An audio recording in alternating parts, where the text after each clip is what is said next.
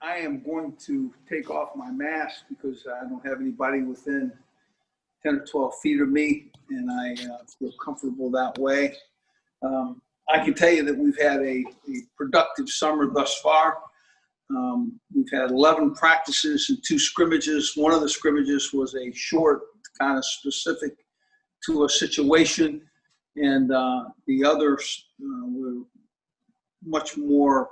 We had a 100-play scrimmage, and that was we need to get our football ready conditioning, and that's what that was about. We also had a pre-Olympic kind of a very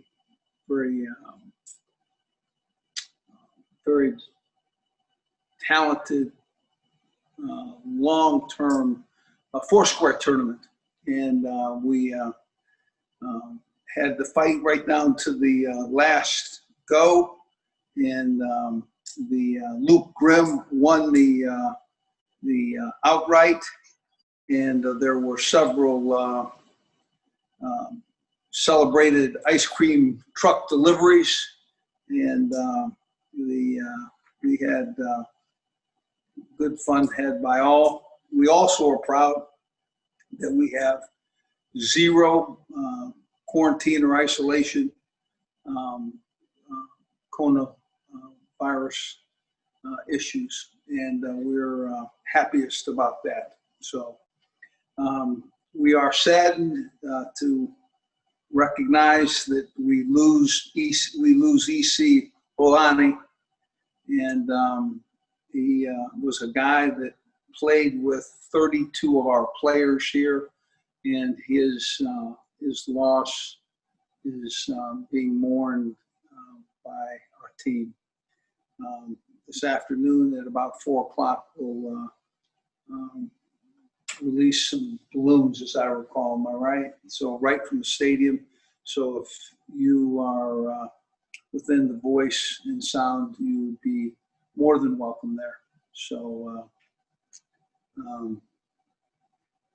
I see that our country is still shaken by bad decisions, and the being shot in front of your kids, being shot multiple times, and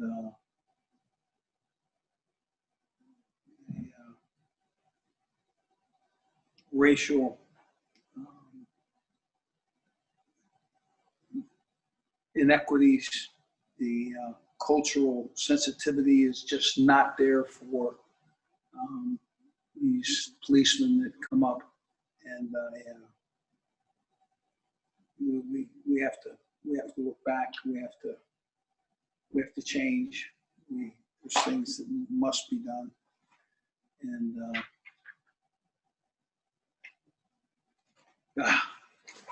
anyways, the quarterback position, I feel like that Brent Dearman's doing a great job, just with a number of guys there. Thomas McVitie, Miles Kendrick, Miles Fallon, and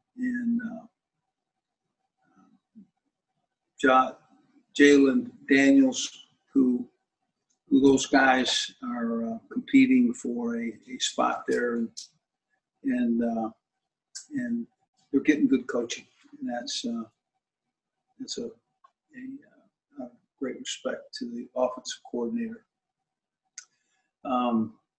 And there is Puka Magic available here. He's had a good spring to this point. The Belton Gardner has also had a good spring to this point, and Daniel Heshaw is he played Wildcat quarterback out of Oklahoma, and is really having a nice camp.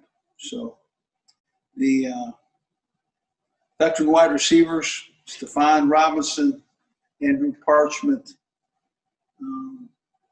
Kwame Lassiter they've had really, they started camp well. And the young guys, Lawrence Arnold, 6'4", great ball skills. Tristan Golightly, again, 6'5" plus, and real athletic, very, very live, competitive player. And Steve McBride, out of Louisiana, and really has great speed and ability. So, offensive line, I like us. I think we're getting better. We're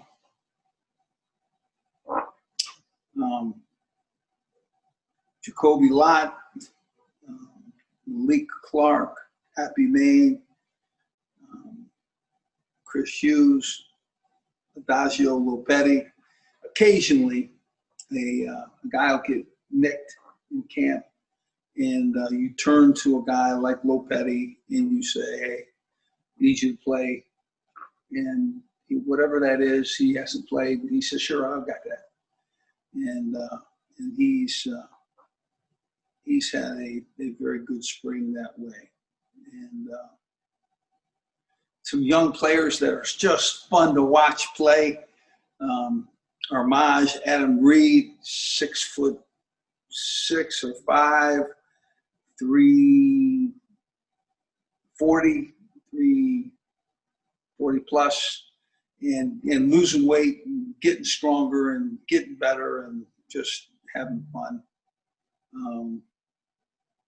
Garrett Jones plays at center, and Bryce Cable, even though he got a little nick, he's a athletic man and can make some. He'll play a lot of football here. As will Nick Martinez, guy from so that group is really kind of coming. And again, I give Luke Meadows, their coach, a lot of credit there. So the tight ends, the Sosinski, my favorite ski word, Sosinski, and Mason Fairchild, Wilbert Huggins, and Trevor Cardell. Good group. Should be pretty talented. A little nicked up right now, but probably very, very likely 100% by the time we get to game time. And so safeties, I see more ball skills. I see guys that can go up and get balls than they've had in a while. Veterans, Ricky Thomas is having a good camp. Julian Chandler, Nate Betts, really good camp, and then Devon Ferguson and Kenny Logan, both safeties that can make good plays, and Kenny's both of which are playing a lot of special teams, so you'll like that. So veterans, Kyle Mayberry and Elijah Jones at corner, and Prutney. Prutney won the 60-yard dash in Tidewater area, and has really come off and had a nice start to a summer camp. Valerian Agbaugh and young Deuce Mayberry, all those guys we're kind of excited about. So outside linebackers, Coach Uzo Deribe is doing a great job teaching them, and they're contact oriented. Kyron Johnson is a leader there and understands kind of what it takes, and we're glad we have him. But Stephen Parker is 6'5", 240-pound outside linebacker that can get to a quarterback and is really a physical presence. And Alonzo Pearson is another really very capable outside backer. And the inside linebackers, the Denzel Feaster is going to be, he's really continues to improve every time we take the field. So we're a little nicked with Drew Prox, but figured that he'll be back soon, and he was our leading tackler last year. And then a couple other young players, Gavin Potter, who led our team in tackles last year, and Taiwan Berryhill, who, again, from Oklahoma, but a very talented young guy and will step forward. So defensive line are big, strong, athletic men and guys that are, that will play a lot of football. Caleb Sampson, Malcolm Lee, Sam Burt. Sam Burt's engaged, and he's a very fortunate guy. You can see that she's made a great pick. And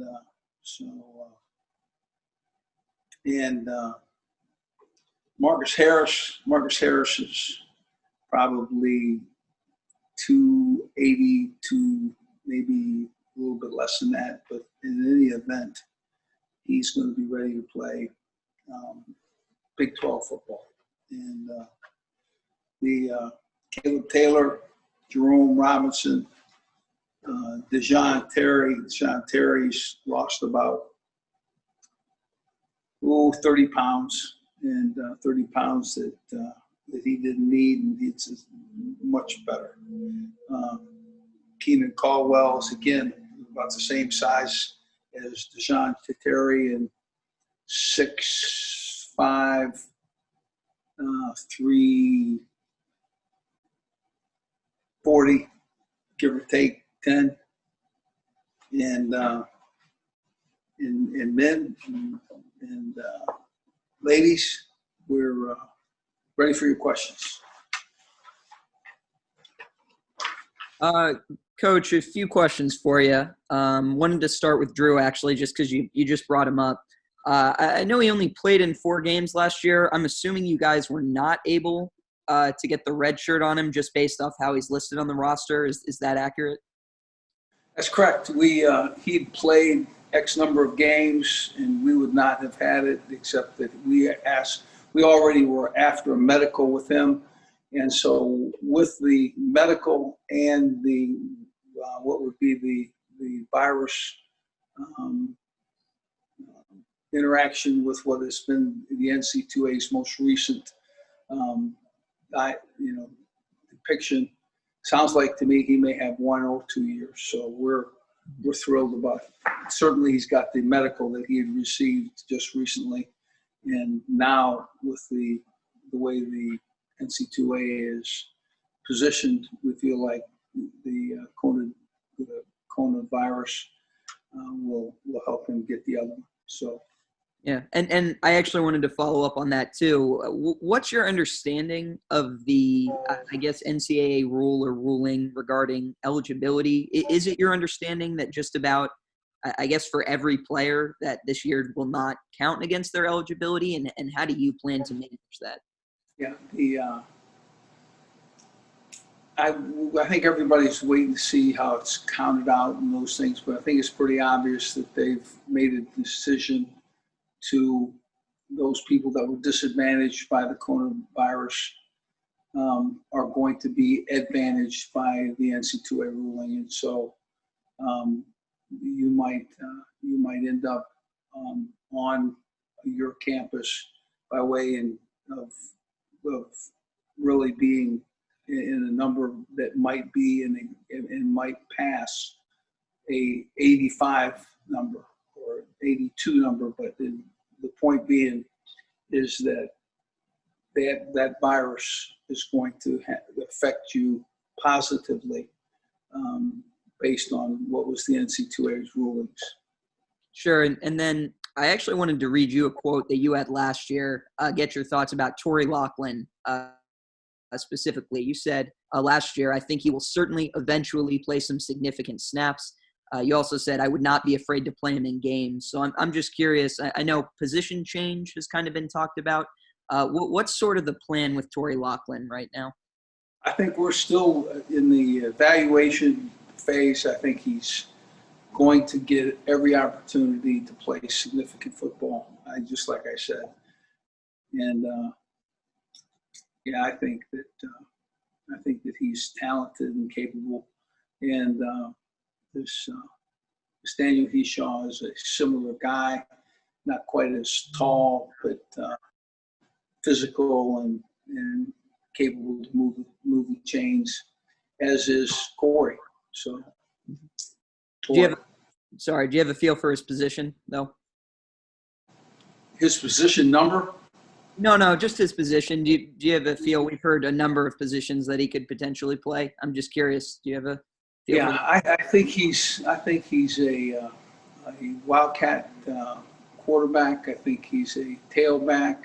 I think he's a slot receiver that could make a catch when need be.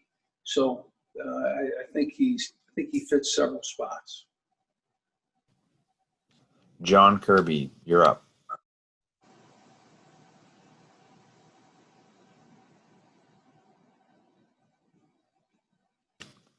John, we cannot hear you. Sorry, Dan. Had my mic was on mute. Les, have you seen anything in the last week since we talked in the quarterback position? Any changes? Anybody maybe moving ahead? And then second of all, I was curious about the battle going on at kicker. Well, I see the quarterback battle going the exact same way that it has. I think it will be a one that will be decided late in the fall, probably just before we hit game week. So, but now the battle at kickers, we're talented there, and we'll kick it deep and with some strength, and I like where we're at there with the kickers.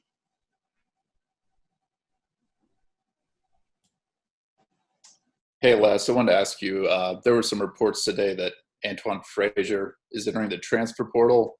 Just what did he tell you about that decision, and where does that kind of leave you guys on the O-line as you're dealing with that?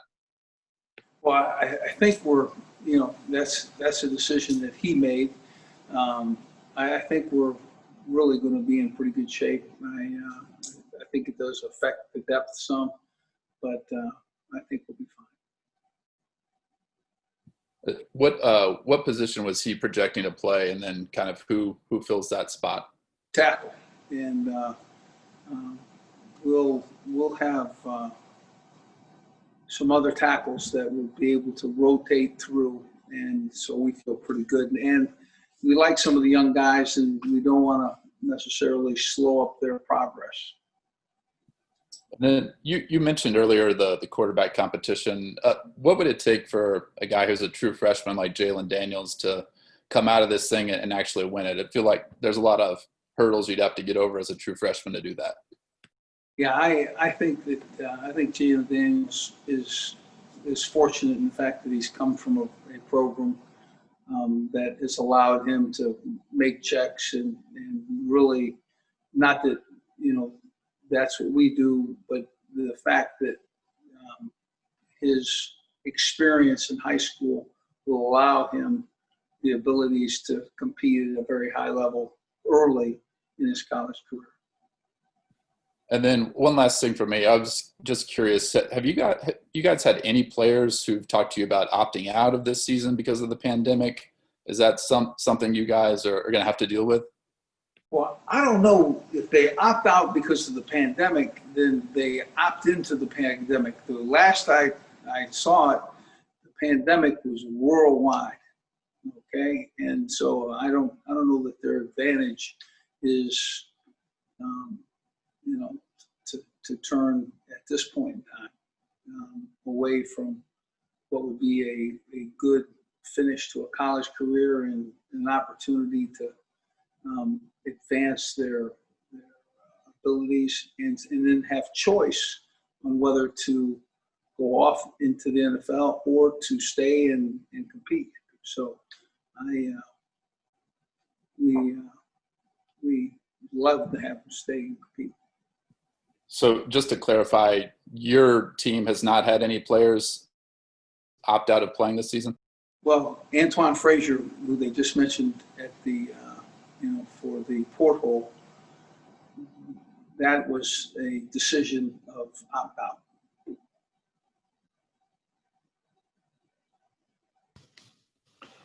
All right. Next question is for Jack Johnson, and then Jesse, you're after Jack. Hey, Coach, you mentioned that Kyron Johnson has really stood out to you on the defense. I guess what's he done in practices and I guess the scrimmage as well that really has stuck out to you? Tackler has a smile on his face, works hard, gives you what you want. He's a leader and playing awfully well.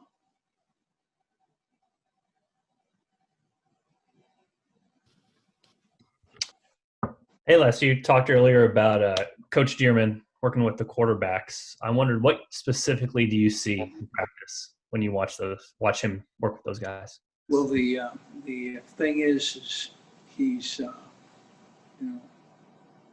he played the position, so when you play the position, there's always intuitive things that you bring with you to your position room. And as a quarterback in both college and high school, he brings some wisdom to that room that's not necessarily there all the time. One more from me. You've coached a lot of running backs, a lot of NFL guys too. In your opinion, what makes Puka a guy that's maybe special compared to those guys? Yeah, he's got great vision. He's going to find a spot to get out, break out from, and he's a teammate. Our guys love him.